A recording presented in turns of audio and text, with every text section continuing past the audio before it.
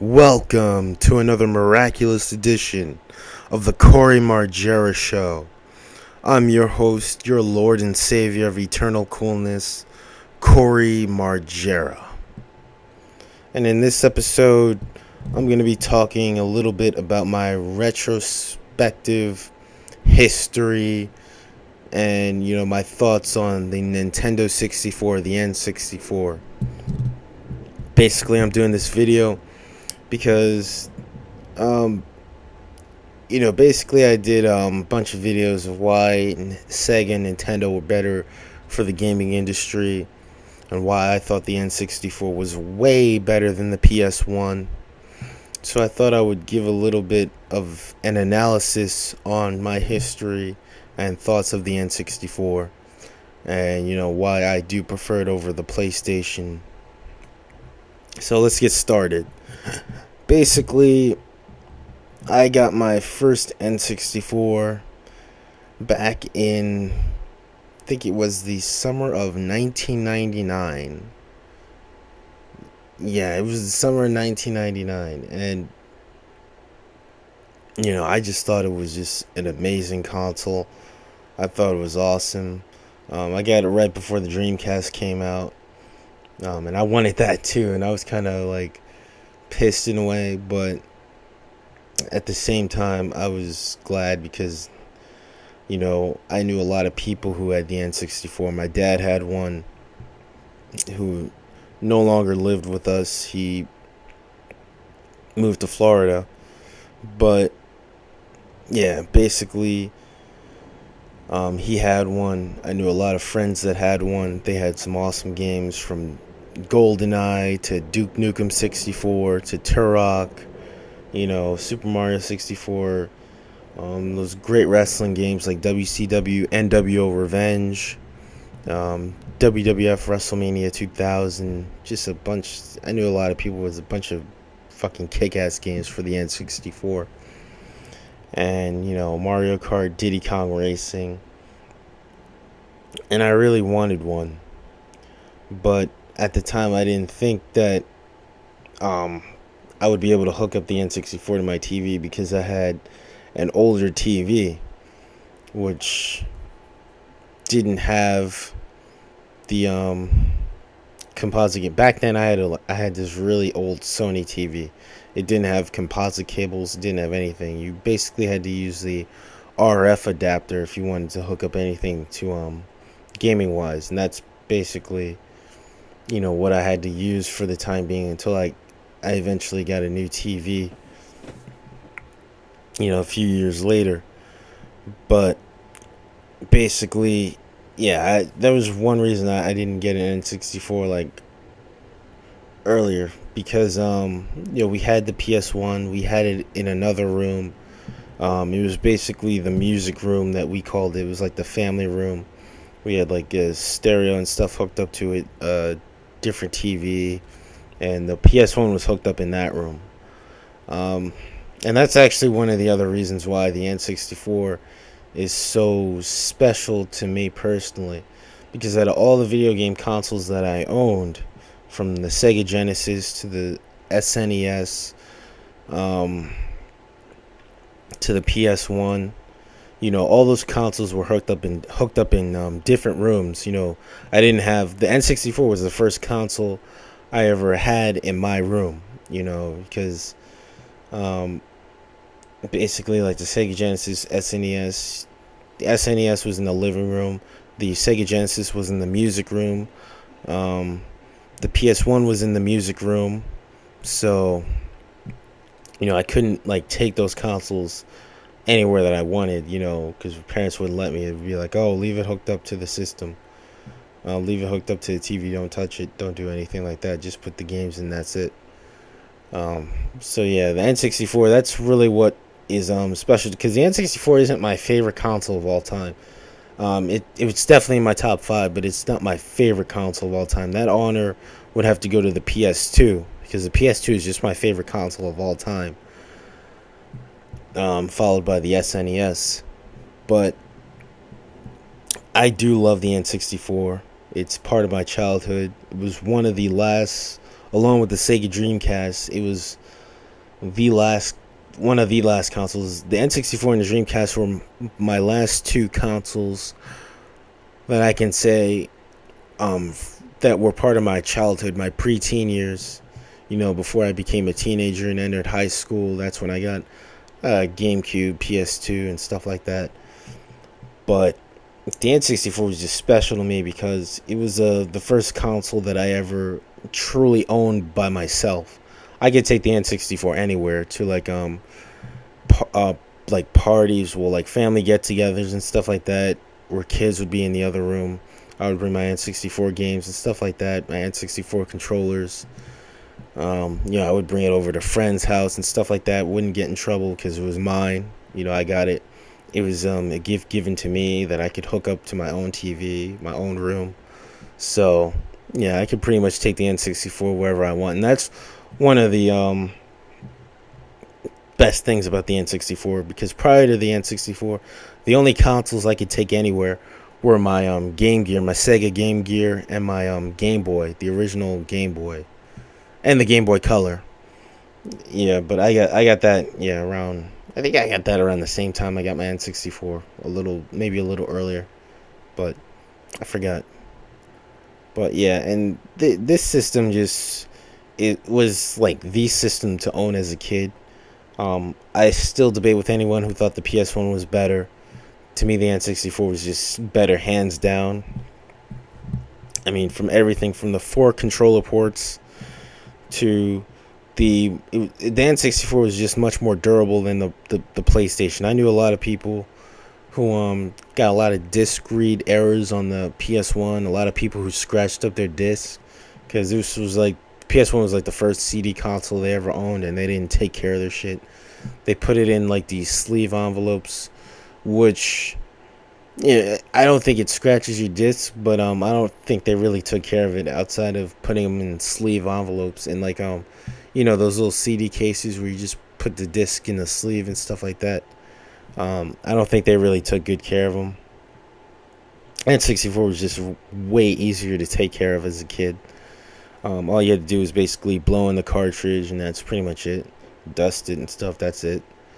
It was lightweight. The hardware was much more durable. You didn't have to turn it upside down or to the side like the PS1. And, it was just such a great system. It was such an addictive console. It was like one of the, I was addicted to this. I always thought that I was addicted to the Sega Genesis and the SNES. I wasn't so much addicted to the PS1.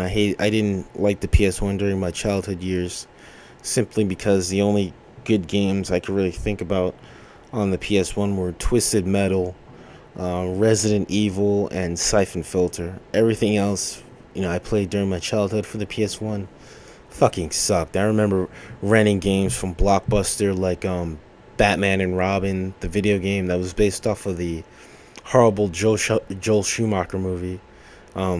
It was published by Acclaim.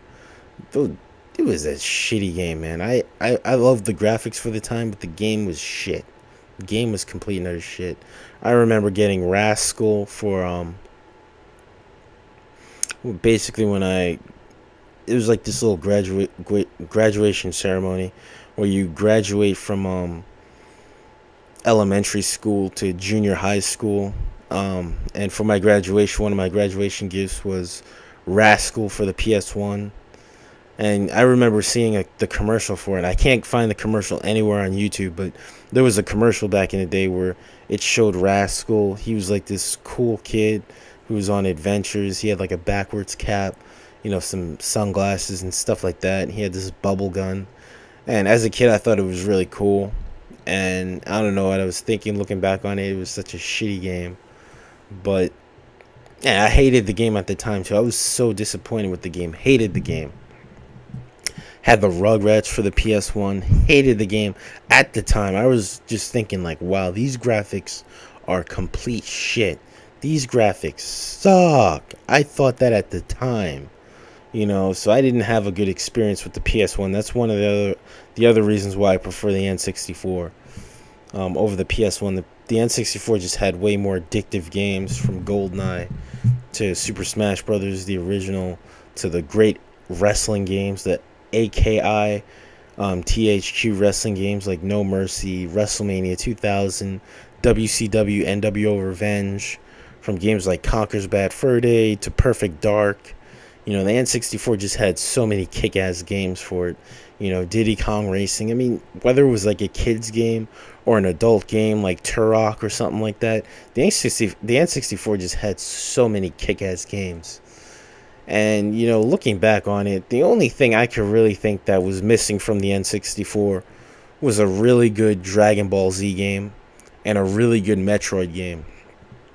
Because other than that, and yeah, some like a good Street Fighter game, like some really cool fighting games like Street Fighter, stuff like that, But other than that, the N64 just had it all. I don't care what anyone says. It had way better games than the PS1, way better graphics than the PS1. So I thought it was just a way better system. It was just way more addictive, man. I mean, I remember Pokemon Stadium, the original Pokemon Stadium, and how much I loved that game. And I basically turned my room into like a Pokemon gym, basically, because I would battle like my friends and cousins, and if they could beat me in Pokemon Stadium, because I had Pokemon Red and Blue, and basically I would use the transfer pack that you put into the back of the N64 controller, and I would put my Pokemon games in it. And I used to have like so many Pokemon from Char. I created the Air Badge, because I had Pidgeotto, I had Charizard, I had Butterfree, and basically, I created the Air Badge because the Air Badge was basically like any flying type Pokemon. It didn't matter what they were, whether they were fire Pokemon or whether they were like bug Pokemon like Butterfree was. As long as they had wings and they could fly, I considered them flying Pokemon at the time. And I created this thing called the Air Badge, and anyone who would defeat me, anyone who would beat me, I would give them the Air Badge, because then there was like a badge of honor. Because like in the Pokemon games, if you beat Brock, Misty, and all these other people, you would get like I forgot what it was called, the Rock Badge or something like that. I haven't played Pokemon in years, and if you beat Misty, you would get the Water Badge for all the water Pokemon. So that was the thing. I just created the Air Badge as a kid, and I would battle other people in Pokemon Stadium. And if they beat me, because it was like my gym. I would just pop in Pokemon Stadium in my N64, and we would just battle it out with amazing graphics for the time. Pokemon Stadium at the time had amazing graphics. I mean, this game was just so good. That's another thing I love. I even went back and looked at Pokemon Stadium for the N64, the first one, and I was just like, wow, those graphics were excellent for their time. They still look good today. Not obviously not as good as games we have now, but I look back at like games like Perfect Dark for the N64. I look back at Pokemon Stadium. There are some games that don't really look as good today, like the wrestling games, No Mercy and stuff like that, don't look as good. But they were still just fucking awesome to play, and they're still awesome to play to this day. And that's why the N64, to me, as well as the Sega Dreamcast, but I'm talking about the N64 in this video, is just one of the best consoles ever made. And, it was definitely one of the last consoles, along with the Sega Dreamcast, that I enjoyed during my childhood before I became a teenager in high school. And basically my PS2 got me through my high school years, but I'll save that for another video, my PS2 retrospective. But yeah, I mean, the N64 was just so much better than the PS1. It was just such an awesome console. Again, if it would have had like a really good Metroid game, a good Dragon Ball Z game, because at the time when the N64 was popular during the late 90s and the early 2000s, Dragon Ball Z was real fucking popular. It was on Toonami, and I was just dying for like a really kick-ass Dragon Ball Z game. I just always felt like, man, how come we don't have any good Dragon Ball Z games out? And like years later, during the PS2 era, and like now even during like the PS3, Xbox 360 era, we have so many Dragon Ball Z games that it's like, holy shit, I'm sick of them. I'm like goddamn. But like back then, we had no Dragon Ball Z games. I mean, we did have some for the PS1, like Dragon Ball Z Legends and Final Bout, but I hated those games. I thought those games fucking sucked. I remember um one of my friends from junior high school, he had Dragon Ball GT Final Bout, and because this was like rare back then. This was like a really rare game because there were no Dragon Ball Z games. We were all huge Dragon Ball Z fans, but he had the game and he brought it to school, um, and we ended up playing it. It was like one of the last days of school, and they had the TV, the school TV hooked up, and the teachers they just didn't give a shit because it was the last day. We pretty much we were done with like tests and stuff, and it was like almost summertime. And I remember he brought the TV and he brought his PlayStation, and he had Marvel vs. Capcom, and he had this game Dragon Ball GT that he brought in. I think he had Tekken 2. He had I forgot which Tekken. I think it was either Tekken 2 or Tekken 3. And he brought that in too. And but we ended up playing Dragon Ball GT Final Bout, and that game was shit. That game was fucking horrible. That game fucking sucked. You know, the graphics for the time were pretty good for PS1 standards, but that was it. Everything else about that game fucking sucked. The controls were terrible. It was such a shitty game. But yeah, it was like one of the only Dragon Ball Z games I can even remember in my childhood up until Budokai came out for the PS2. You know, and eventually the GameCube. But it was just like back then, you know, during a time where like anime was becoming more popular. You know, you had Pokemon, Yu-Gi-Oh, Dragon Ball Z. You know, it was just like ridiculous looking back and seeing like, you know, the PS1 and the N64 and the Dreamcast. They were all very popular during the late 90s and early 2000s. And, you know, it was just really stupid to look back and see like how many, like there weren't that many good anime games on either of those consoles. Especially the N64, which, you know, I really felt like, wow, how come there's no like good Dragon Ball Z game on the N64? And you know, I really wanted a good Metroid game too, because I missed the Metroid games. You know, I was kind of shocked, you know, and to this day I still want a 3D version of Zombies Ate My Neighbors. I really want like a 3D version of that game. That game was fucking awesome. You know, but instead of like how it was for the SNES, where it was like the overhead view, kind of like Zelda, or like Pokemon, or you know, the Dragon Ball Z Legacy of Goku games, where it's that over the head view. I really wanted a really good 3D Zombies Ate My Neighbor game. Like, I don't care, like Konami, if they make it, like just make one for like the modern consoles, for like the PS3 or the PS4. You know, make a good Zombies Ate My Neighbors game for like the PS3 or the PS4 or the Xbox, you know, in full 3D, you know, with high definition graphics and stuff like that, 1080p graphics, and you just going around. And bring back the flamethrower in that game, man. Bring back all the weapons from that game too. That game was the shit. Just make it a third person shooter, kind of like Gears of War or something like that. But you know, keep it like the old school Zombies Ate My Neighbor gameplay.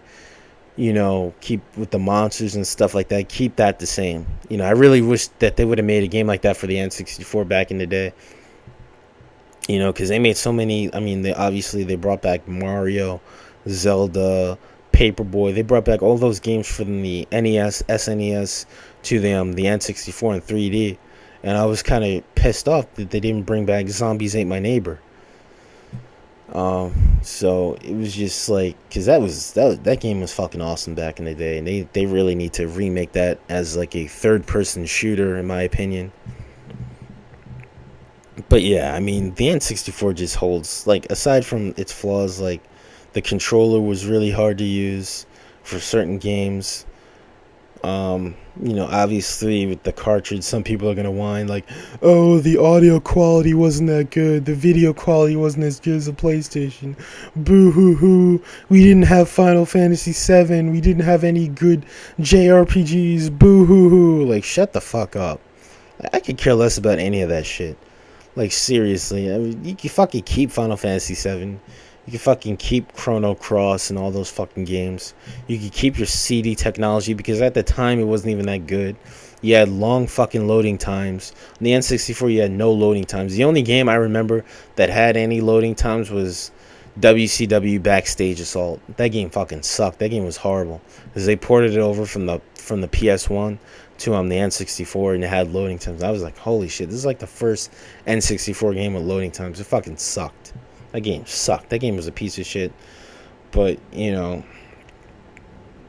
I mean, there was no, like, games for the N64 that were fucking awesome, like Pokemon, Perfect Dark, Conker's Bad Fur Day. You couldn't get those games on the PlayStation. So shut the fuck up. Like, seriously, we had way better wrestling games too. The closest thing to a good wrestling game on the PS1 was SmackDown 2. Every other, like, wrestling games for the N64 were way better. Like, from No Mercy, WrestleMania 2000, WCW NWO Revenge. You know, all those games were way better on the N64. And PS1 didn't even have that many good wrestling games. I can't even think of a good WCW game for the PS1 aside from Mayhem. Mayhem was like the closest, the only good wrestling game that you guys fucking had. And SmackDown 2 was like the only good, like, wrestling game you guys really had. The SmackDown 1 wasn't that great. I mean, the only thing that game had for it was the backstage areas. And the gameplay was so annoying too, because they would no-sell moves. I remember giving motherfuckers a Stone Cold Stunner, and they would just get right back up. They no-sold the move in the early SmackDown games. Like, in No Mercy, they actually sold the moves. Like, if you gave someone a stunner, they would be on the ground. It would be like, they would have that little meter there saying, danger, danger, losing it, losing it. Like, you didn't have that shit in the early SmackDown games, so shut the fuck up. You know, the PS1 could keep its fucking Final Fantasy and all that other gay shit. I could care less. I care less about JRPGs, except for Pokemon and Kingdom Hearts, the old school Pokemon games and Kingdom Hearts. So, you know, it wasn't a big deal to me. You know, I mean, you know, the N64 was just a way better console, in my opinion, had better games. You know, I used to play, like, I remember Perfect Dark. Everyone used to say GoldenEye was the best shooter. In my opinion, I thought Perfect Dark was the best first-person shooter for the Nintendo 64. And I think the only other game that came close to it was Turok 2. Like, Turok 2 and Perfect Dark were like the best shooters for the N64. I mean, the N64 was just amazing. I mean, so many great platforming games, so many great first-person shooters, so many great wrestling games. I mean, the only thing the N64 really needed was like some really good fighting games and beat 'em ups. Like, those were like the genres the N64 was lacking. It was lacking a good Metroid game. It was lacking a good Dragon Ball Z game. It was lacking a good Street Fighter game. It was lacking a 3D version of Zombies Ate My Neighbors. But you know, aside from that, the N64 was just way better than the PS1. I mean, the PS2 obviously surprised me, and I'm gonna tell you my history about the PS2 in another video, because you guys are really gonna love that story. I think I told it on my old channel, Fast and Furious 450, but for those of you who are new subscribers, I'm going to tell you the story about the PS2 and how I came from hating it to loving it, and you guys are going to enjoy that video. But that video is going to be for another day. Basically, you know, this is just my retrospective of the N64, my history, my thoughts on the N64. And, you know, I mean, like, the controller itself, I really do prefer the PlayStation DualShock compared to the N64 controller. I prefer, you know, the DualShock, the Xbox 360 controller. I prefer the SNES controller over the N64 controller. But the N64 controller, you know, it's not as bad as people say it is. It's really cool.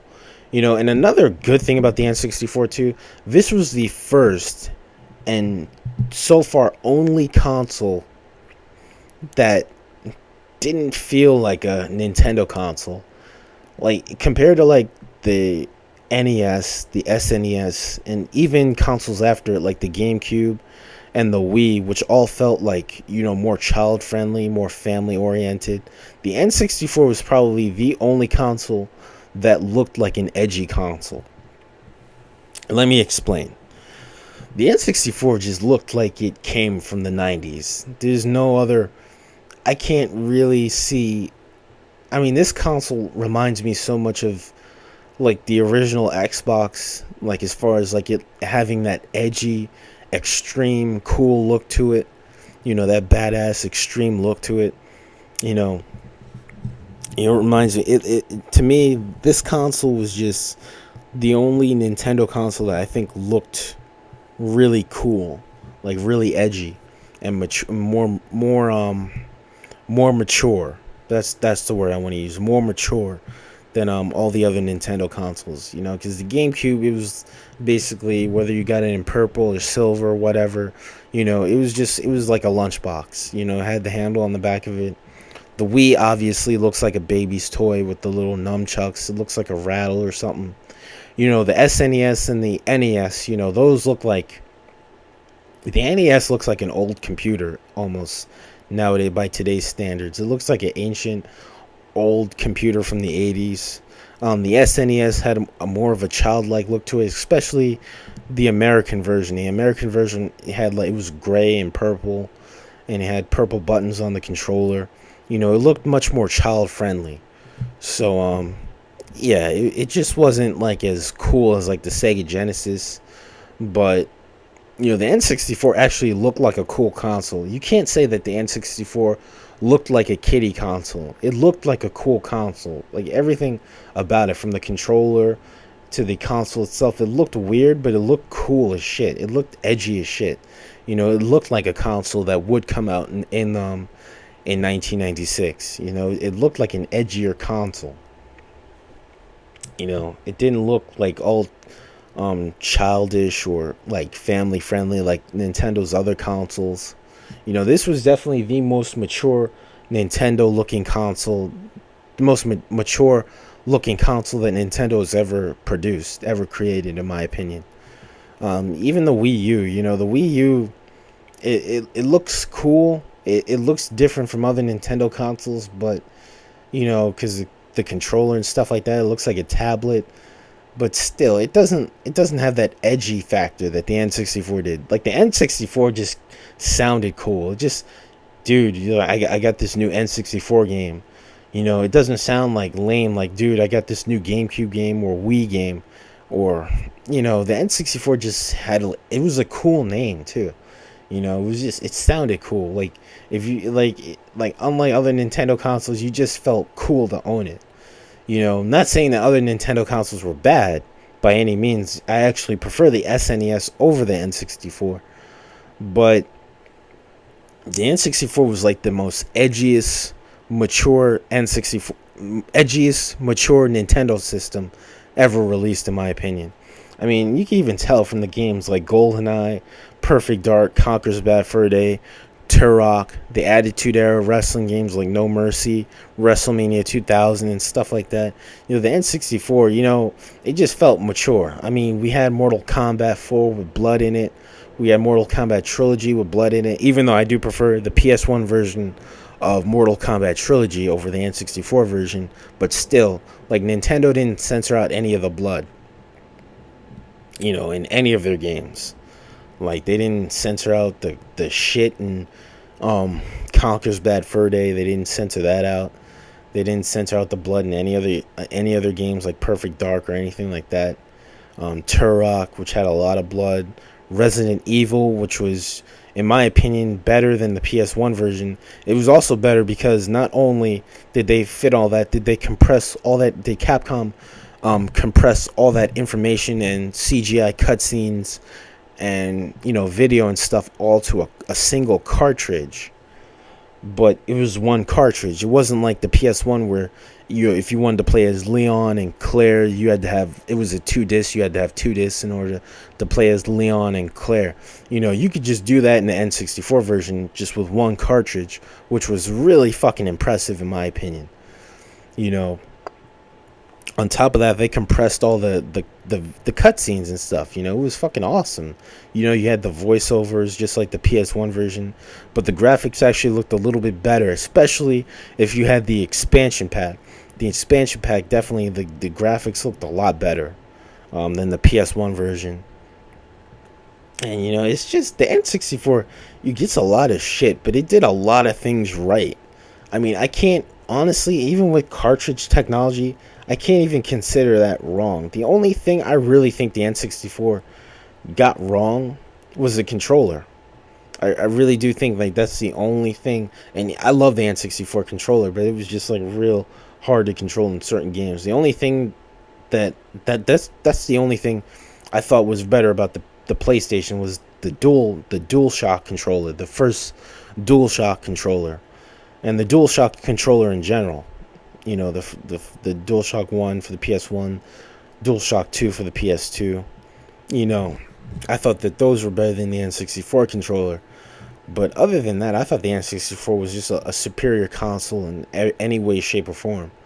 Some people will argue if it had CD technology, Zelda Ocarina of Time would have been better on it and stuff like that. It probably would have got Final Fantasy VII and other JRPGs, which I didn't care about. So it was no big deal to me. The only aside from the controller and the fact that it lacked certain genres like fighting games and beat 'em ups and stuff like that. I really wanted a Final Fight 4 for the N64. Like I was really hoping that Capcom would make like a Final Fight 4 for the N64, but beat 'em ups were like getting, like people weren't demanding them as much as they were during the 16-bit era with the Genesis and the Super NES. So they weren't as popular as they were back then. But I really just wish it would have had like more fighting games. Like we had Mortal Kombat 4, we had Killer Instinct Gold, but I really wish we would have had like a really good Street Fighter game for the N64. If we would have had like a really good Dragon Ball Z game, a good Metroid game, a Zombies Ate My Neighbors game in full 3D, like a third-person shooter point of view of Zombies Ate My Neighbors with the flamethrower and all those other kick-ass monsters and weapons and stuff. But aside from like those things, the N64 was fucking perfect in my opinion. I mean, I honestly, from the bottom of my heart, I really don't understand why people think the PS1 is better. This is the honest truth right here. This is not me being a fanboy, or I might be a little biased, but I honestly don't see why people prefer the PS1 over the N64. It makes no sense to me. But, to each his own, whatever. I think the N64 is way better than the original PlayStation by a landslide. And, that's just my opinion. And these are just my thoughts on the N64. It's just a really special console to me because, it was the first console that I got to own by myself. I got to take it over to my friend's house, my cousin's house, and stuff like that. And that's why I really love the N64. It was just a really cool system. What are your thoughts on the N64? Leave a comment, make a video. What are your thoughts? What are your favorite N64 games? What do you miss most about the system? What do you miss most about the late 90s owning this system and stuff like that, the early 2000s? Leave your feedback and all that good shit. But yeah, this is just my N64 retrospective. Yeah, that's pretty much all I got. Later.